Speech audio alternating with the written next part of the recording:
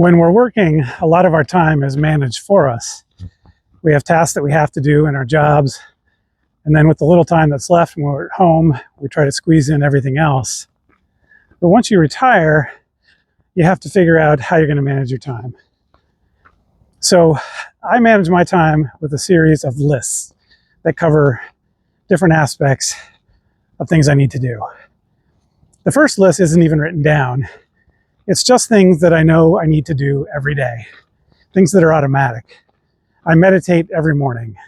I'm going to brush my teeth every night before I go to bed. Things like that. The obvious things that, whatever they are in your life, you have to get done each day. The second list is really just my calendar. And that's a shared Google Calendar that my wife and I share. And on that, just obvious things that are appointments, like lunch with a friend or a dentist appointment. The third list I keep is an app that has a to-do list. The way I see this one is more aspirational, longer term projects, sort of a wish list.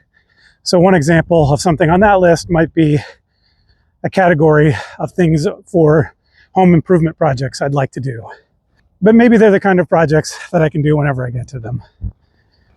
The fourth thing I do is I have a habit app where I track things that I'd like to do periodically. Some things I like to do every day. I study foreign languages, so I'd like to watch something or listen to something each day in the languages I study, just to keep myself familiar with the language. That's one example. Others are things that are more periodic, like making sure I work out several times a week, so I keep that on the habit app, or longer term things like rebalancing my portfolio every 6 months or something like that. And then finally, the fifth type of list I keep is really just a note on my phone where I mark down the things that I want to do tomorrow.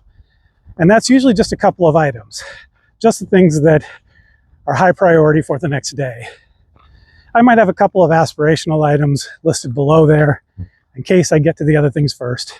But in general, it's really just the high priority things. So this may sound like a lot with all these different lists, but the reality is I don't see any of this as terribly important, and I don't stick to it that much. If I get things done, great, and if I don't, it's no big deal. So there you go. That's how I keep track of and organize my life in retirement.